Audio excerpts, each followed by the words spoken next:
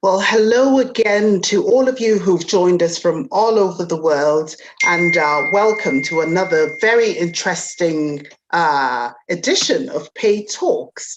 I'm Pay Bentu, and I'm very happy to say hello to all of you out there today who've joined us. And happy to say that today I've got another very interesting topic, and it's such an amazing guest again. All my guests are always very amazing. I think I do take my time to choose from the best, if I may say so myself. But today we are talking about a very interesting topic, and that has to do with disability and inequalities. And this is a topic that is very dear to my heart, especially as I work within the field of equality. And it is very important that we understand the significance of equality and what the opposite of it, which is inequality, does within our society, and all the work that fantastic people like my guests today are doing within the community to promote equality within the different strands as we know them. And in the United Kingdom, there is a law, which is, there is an act rather, which is the Equality Act 2010 that stipulates equality for all strands or characteristics. So equality irrespective of gender, religion, sexual orientation, disability, and so on and so forth. So with me on Pay Talks today, I have Lee Ellery. Lee, you're welcome to Pay Talks. It's lovely to have you here today. Thank you, Pay. Hope you're well. Nice to be here. Oh, great. It's lovely, lovely to have you. So Lee Ellery is a disability activist, and he's going to be sharing with us his experience of growing up, and his dreams, and how he has made realities of those dreams, and the changing perceptions around disability. So straight away with you, Lee, would you like to share some of your experiences growing up with us? Yeah, my experience and my disability, really, I've never seen anything different because I was born with it. So to put that in perspective, for a disabled person who's disabled during their life, they might find it much more difficult than myself. So by that, I mean, if you're disabled later on in life, you might find it much more difficult than if, like me, you're disabled from birth. You see it as second nature, if that makes sense.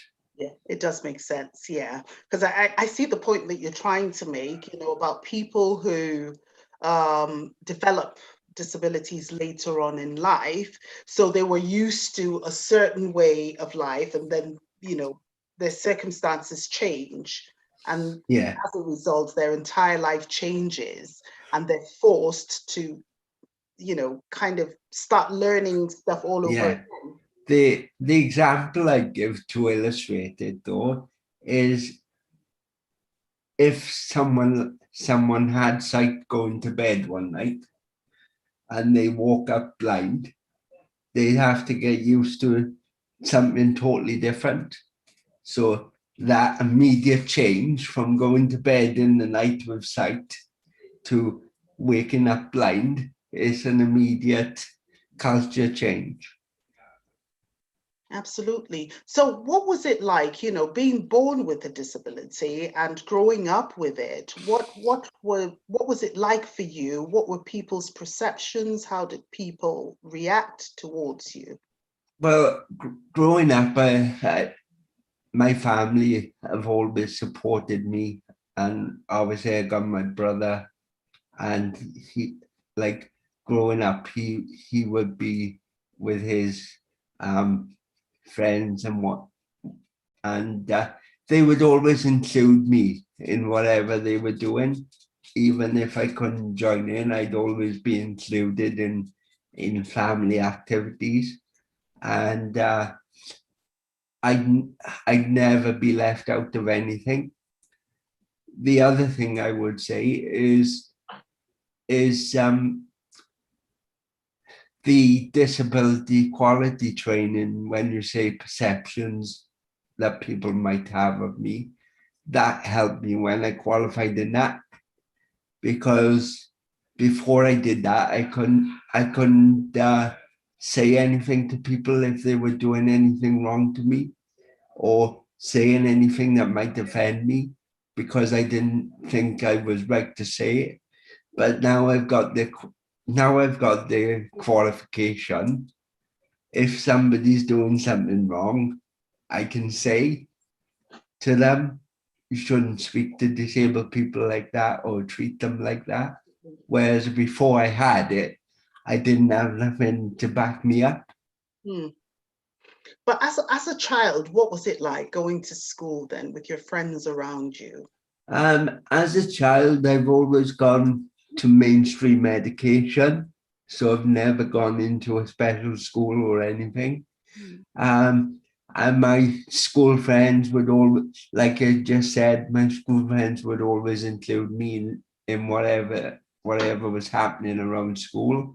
I was very active in the school choir, because I like to sing as well. So I was very active in that. Today? Are you going to sing for us today? I might see what happens. All right, we'll come back to that later on. But yeah, I was in school. I was in the school choir in both primary and secondary school. And the thing for me, Pay, is I never let my disability stop me doing anything.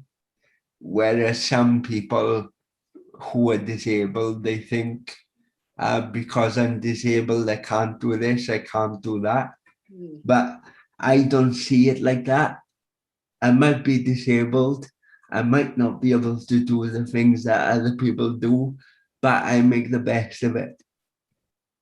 Oh, that is so heartwarming to hear. And as you said earlier on, a lot of it, changed when you went to do that disability equality training. But what are some of the things then that you're using your disability to change? Well, or rather, should I say, how are you changing things? In what are the areas that you work in? Sorry.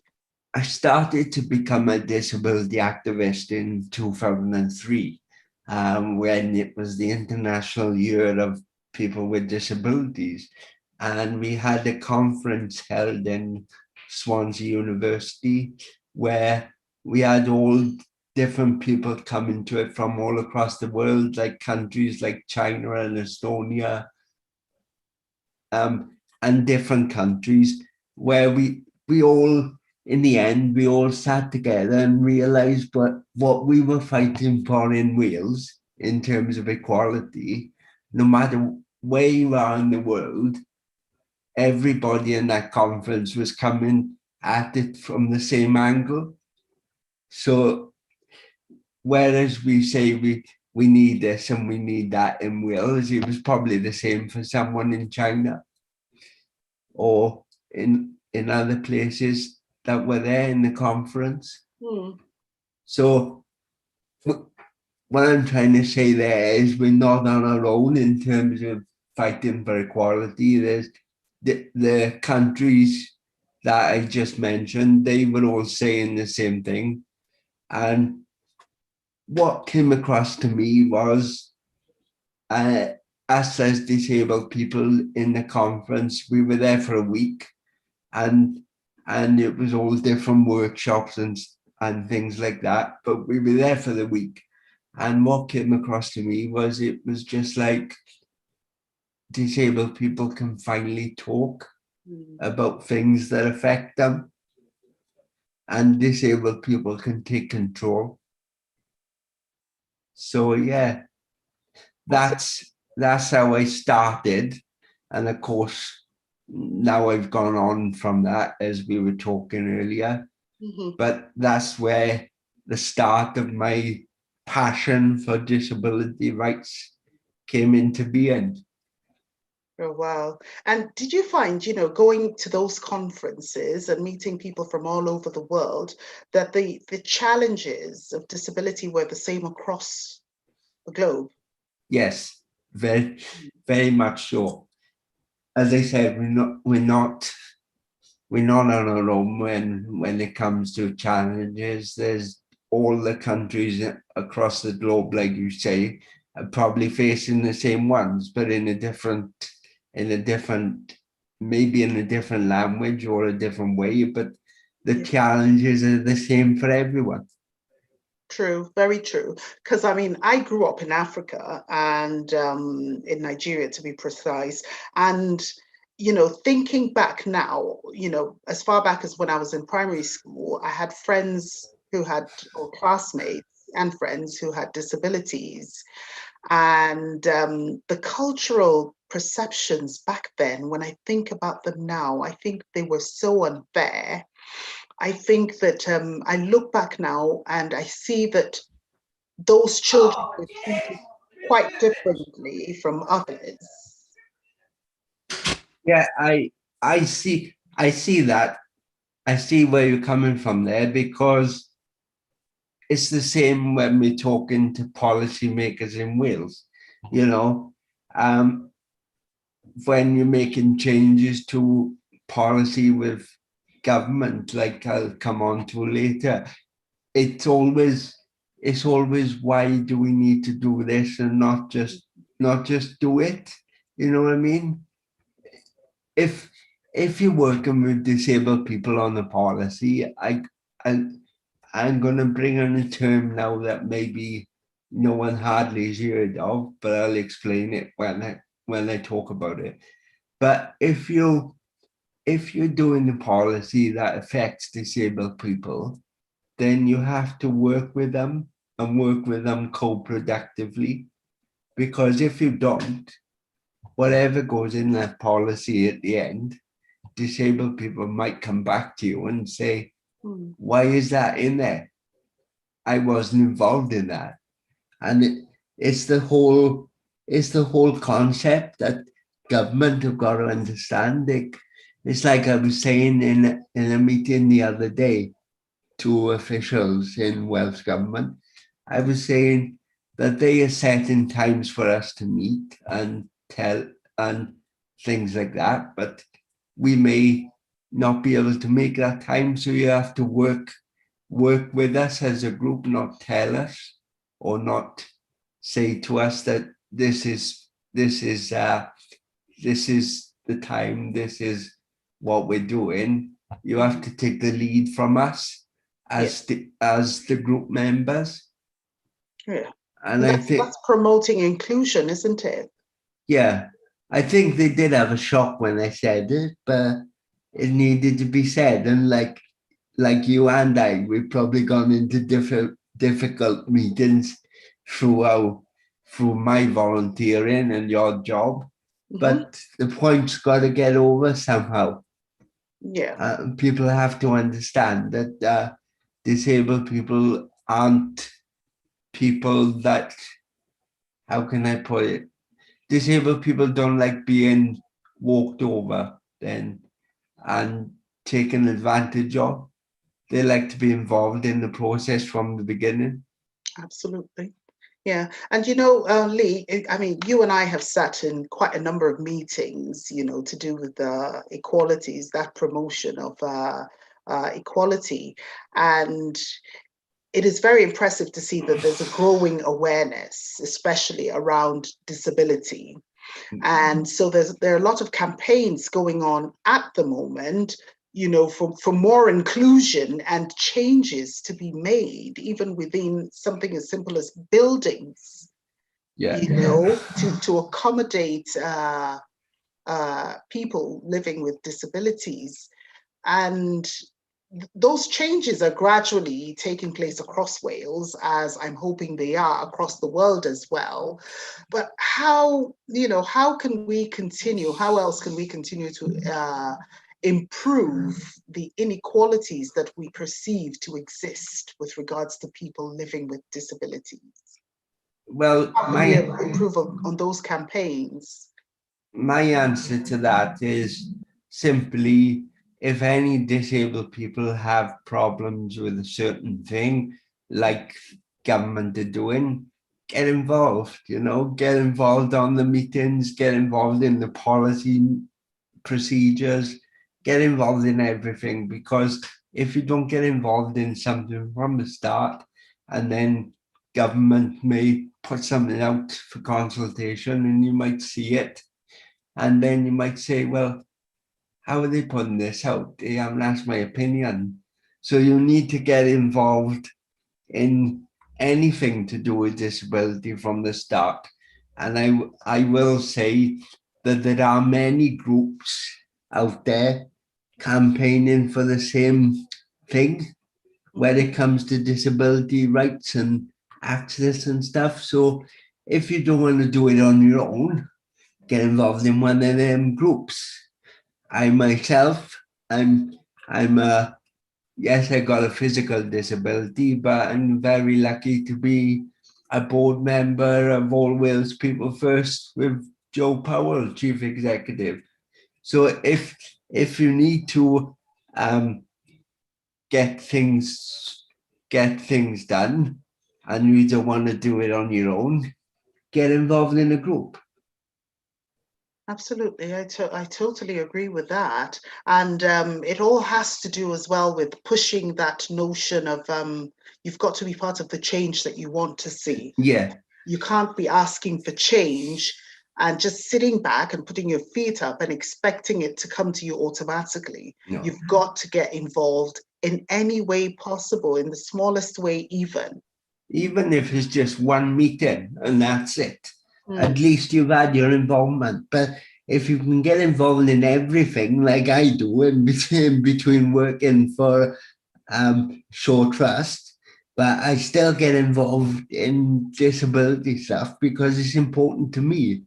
And it's if we don't make the change now, it's not going to happen. Totally agree with that. I mean, it's the same with the other, protected characteristics as well. You've got to be part of the change that you want to see. You've got to get involved, as we've alluded to. So going back now, I'm very interested to hear about your disability equality training. So I'm going to ask you about that again. At what point did you realize that you needed that training?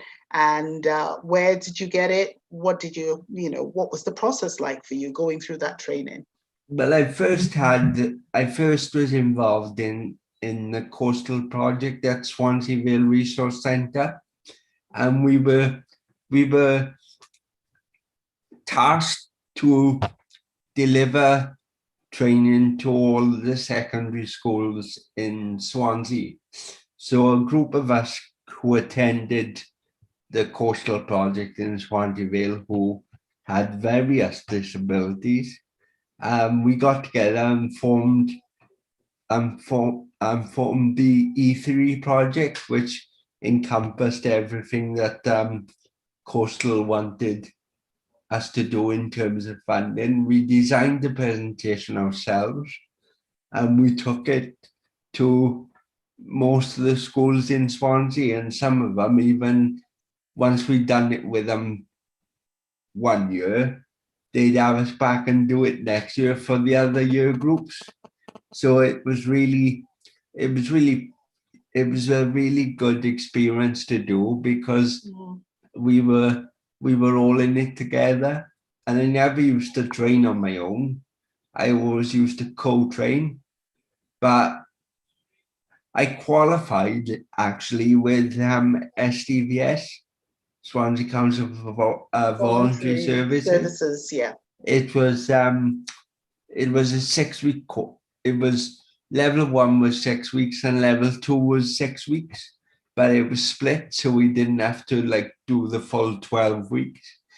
And what it really taught me was how to actually look at the theory, as in how to teach if we wanted to teach it. And then it taught me the different ways to speak to disabled people, because if you're training them, you have to speak to people properly. And it taught me all of the tools that I would need to go on to level 2, which was to become a trainer. So when I finished level 1, I came away and I said to myself, I want more of this. So I went back to level 2 and actually put it and actually said to myself, right, I'm going to do this. I'm going to take it somewhere. So I did. And then we went to Swansea and started delivering it in the schools. And from then, Swansea decided to get us a bigger qualification, which meant that if we qualified, we could deliver and design a session for anybody that wanted it all over Wales. And it was done. It had the Welsh government logo on the bottom of it and everything. I've got the certificate. But yeah, it was a good experience. It taught me all what I know now. Would I change anything? No, because it's like I always say, the slogan in the disability world, and you're probably sick of hearing this page, but it's nothing about us without us, because if we can't do anything together, then what's the point? What's the point? What's the point? That is very powerful, Lee. Just to ask, and I'm not pushing anything now, but I'm just wondering if you found any level of the training challenging, any difficulties? Yeah, I did find a bit of it challenging. I remember when we had to do the second course, like I was telling you about, where we had to go like get the certificate to deliver all over Wales. When we did that part of it, we had to tell the other people about our disabilities. So we had to actually be the trainer to train them in the room. But they were all people I knew, but that was probably the first time that I actually spoke properly about my disability. How did that feel? How did it feel? Do you have butterflies? Yes. And I will say, with the other people in the group, I did find it emotional, and I had to leave the room at one point because it was just so powerful. But as I said to you earlier, you have to go through these things to experience it. Mm. Mm. And it's so motivational that you were not discouraged, by any of that. Instead, you were inspired to want more. Yeah. And if I could have more today, I would. But but there's no call for disability awareness training anymore. I don't know whether that's down to lockdown or lack of funding. I don't know, but maybe it'll come back in the future.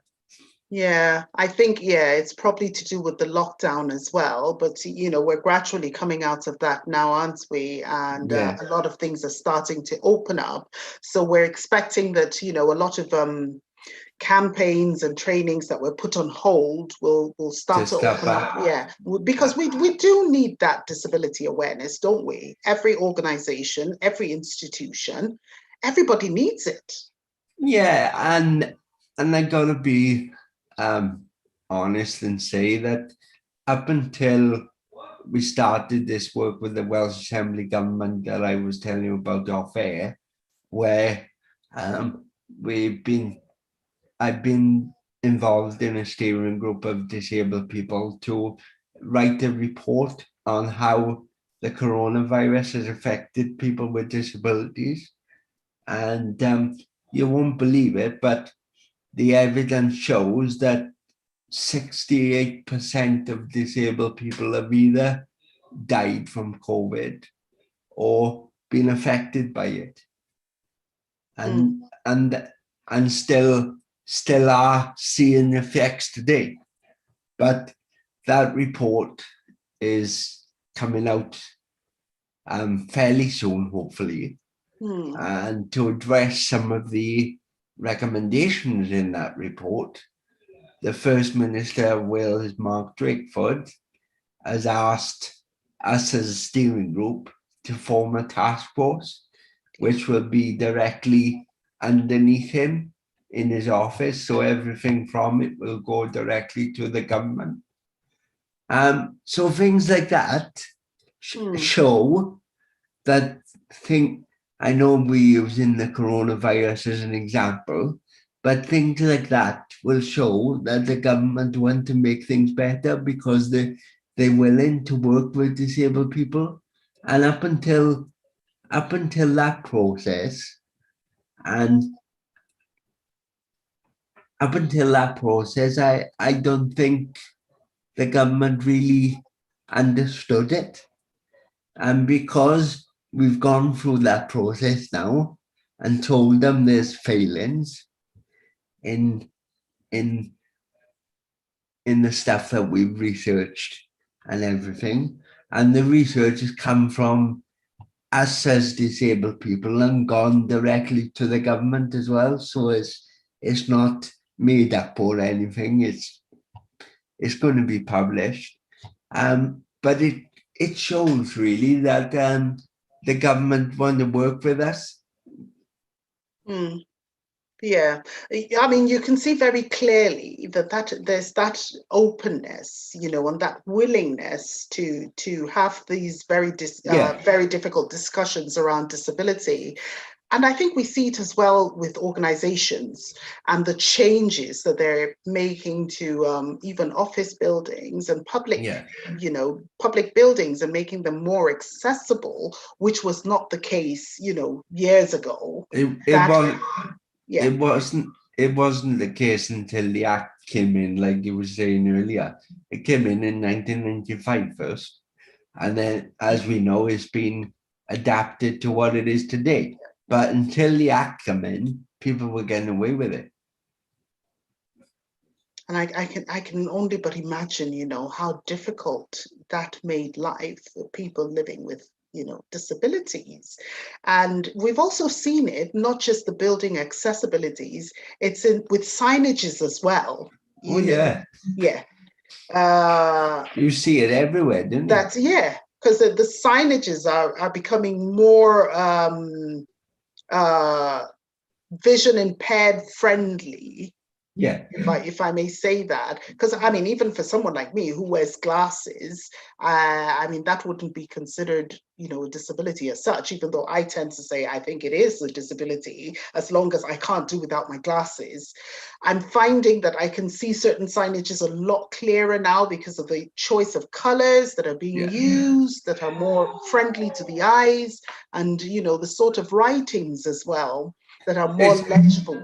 When you say about the signage, it's all to do with the contrast as well, color contrast.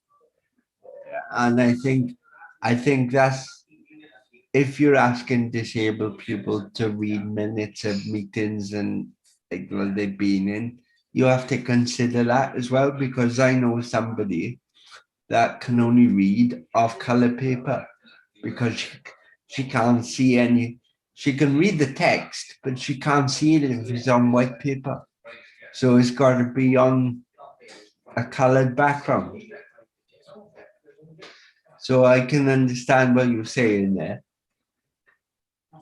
You know, so far with all the work that you're doing, and Lee, I mean, I must tell, you know, the whole world how very active you are. I am a witness to that, and I follow you on your social media handles, and I see all the, you know, fantastic work that you're doing uh, around disability. It doesn't feel as if I'm doing much, but as you say, it only comes now and again. But when it comes, there's stuff to do, Yeah. and you Well, to have to. you, it might not feel like you're doing much, but to those of us who are standing on the outside and watching your activities, we know that you're doing a lot, especially with your work with the Welsh government.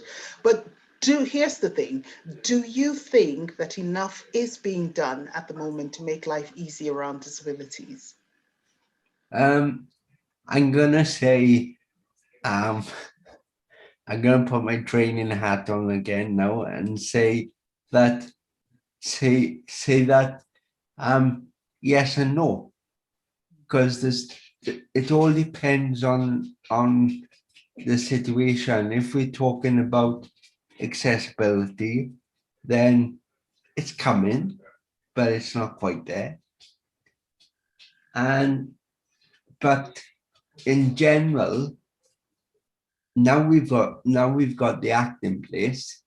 I think people, if you tell them once they've got to do it for disabled people to access a venue or have a disabled car parking space, etc., they will do it. But the thing that gets to me sometimes is if you tell somebody, because I know I've seen this happen in different meetings that I've been in. If you tell somebody that someone's coming with a who needs a palette typist to type whatever's being discussed, for example, and they've forgotten that that access requirement is needed, then you've still you've still got to deal with the problem because you can't postpone the meeting.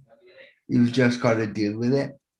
And I think people are adapting to situations like that because the people that we work with know, me and you now, I mean, the people that we come across know what we're on about when it comes to disability equality and inequalities. But until we tell people, I don't think it's going to change. So the campaigns have to keep going. We have to keep those conversations moving and active. Yeah, conversation is the key because if you don't speak up, then, as I said earlier, what's what's the point? Because if something's being done in your community which might affect you in the future and you haven't been involved in it, you can't say anything at the end. Mm. And you have a dream, Lee. Yeah, I do. Tell us about your dream. I don't want to be the one to say it. Can you tell us? Well, it came to my mind when I wrote a piece of writing a couple of years ago, and I adapted it recently for an article that I was asked to submit to a newsletter for some company in England, and they were doing a special column on disability equality just for one off. And they through a contact of mine, she's involved in, she gets the newsletters, and she asked me would I be interested. So I said yes. I've already got a piece of writing that might fit, but we might have to change it a bit. So at the end of the piece, it sort of says, it sort of says, talked about me as like the third person, and if you want. And in the beginning, I sort of, I'm dreaming about this dream that if society was right, and I had the opportunity, and the government would support it, obviously, because we are asking for a position of this kind, I would stand to become the first minister that's responsible for disability issues. Because I feel, I don't mean the first minister as in Mark Drakeford, but the first minister that's responsible for disability issues. I really feel, and so do other people that I've been in contact with, like people from Disability Wales, Learning Disability Wales, just to plug them. We've all been campaigning for such a position in the Welsh government. So hopefully, in a few years to come, if that was to come to fruition, I would seriously think about it. Right. And, just very quickly before we move from there, what do you think about or rather, let me say, do you think that enough has been covered around disability within the Future Generations Wales Act 2015? Well, as I said earlier, what's done is done, because obviously the report is written now and it's there for people to see. But like, if they'd asked people in the beginning what they would have liked to see, worked with it co-productively, then they might have had a better result. But I do feel it's a basic, the report is there, and disability is only covered very basically. And that could be down to anything. It could be down to lack of time or lack of resources. But it's like I said earlier, if you want to cover something to do with disabilities, you have to work with the people that it affects. Yeah. And that's what I'm gonna keep saying now. When government throw challenges in the way, oh yeah, we haven't got funding for this. Well, think of it from the beginning, because it's going to affect us in the long run. That's right. Yeah. So, I mean, obviously, your work, in your work, you're proposing to make all buildings and homes accessible, so that disabled people no longer have to wait all those years in unsuitable housing. And you also want to ensure that every restaurant, cinema, educational institutions, public transport, airports, Everything really that the government say that it's got to be accessible. I want to make sure that they stick to their word. The government is saying that they're going to put these things in place. Then you've got to have people like me and Rhian Davis from Disability Wales to keep them in check. That's right, because accountability is very important, isn't it? So around all these, areas that I've mentioned, it's, we want to be able to see in the near future in all those places, things like hearing loops, braille ramps, disability ramps, of course, BSI interpreters, a pool of personal assistants, as your work shows, and much more, to cater for every need of a disabled person. Yeah. What about funding? And funding, but all of this comes down to the title of the show and the way that you put it over in the posters, all of this comes down to equality. If people can't get equality right, then there's definitely a mistake somewhere. Yeah, because obviously, I mean, if we don't have all those things in place, then there certainly is no equality. And if No, there's no equality, there's no justice. Right. and if they don't want disabled people to complain and take them to court or whichever, however you want to dress it up, because that's what the act can do, then people have to work with us, not against us. Absolutely. Yeah. Now, we've been talking so much around the notion of disability or the concept of disability, but there is this very famous saying, right? And I believe so much in it. And we do know that there is an ability in every disability. Yeah. So what would you say, bearing in mind that, not every person living with a disability has the sort of inspiration and motivation and drive that you have to run all these campaigns and trainings that you're doing. What would you say to inspire people living with various forms of disability?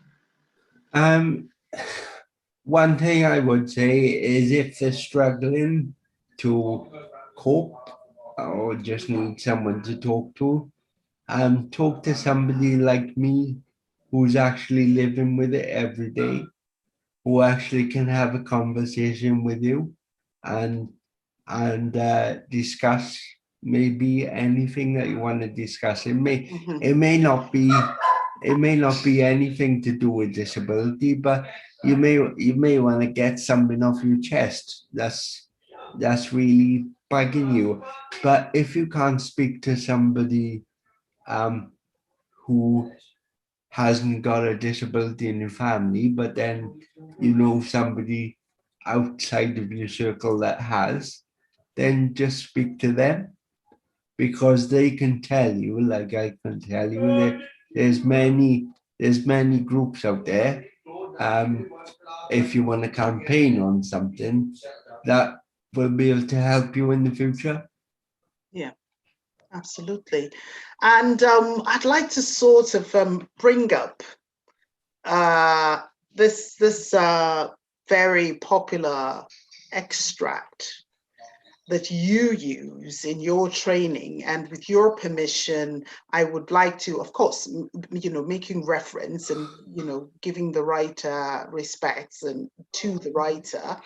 But with your permission, I would like to read from out of that extract because I found it very inspirational. And I think that it is something that might be very useful to someone out there just listening to it. And it is an extract taken from Amy Reese Anderson's blog, which is entitled, "Why Fit When You Were Born to Stand Out?" Am I correct? Yes. Yes. So I will read that, a piece from it and reference it accordingly, because we don't have the rights to that material. It's, something that I've pulled out, or you've pulled out from off the internet. So we have to give the right credits to it. But it says, too much time and energy in life gets spent trying to fit in, trying to be seen as normal. I personally think that normal is pretty boring. After all, why be normal when you can be exceptional? When something simply fits in, it is too easy to blend in, to go completely unnoticed. But when something stands out, you cannot help but notice it. You cannot help but have your attention drawn to it. Now, I am not talking about standing out in your physical appearance. I'm talking about standing out with your character.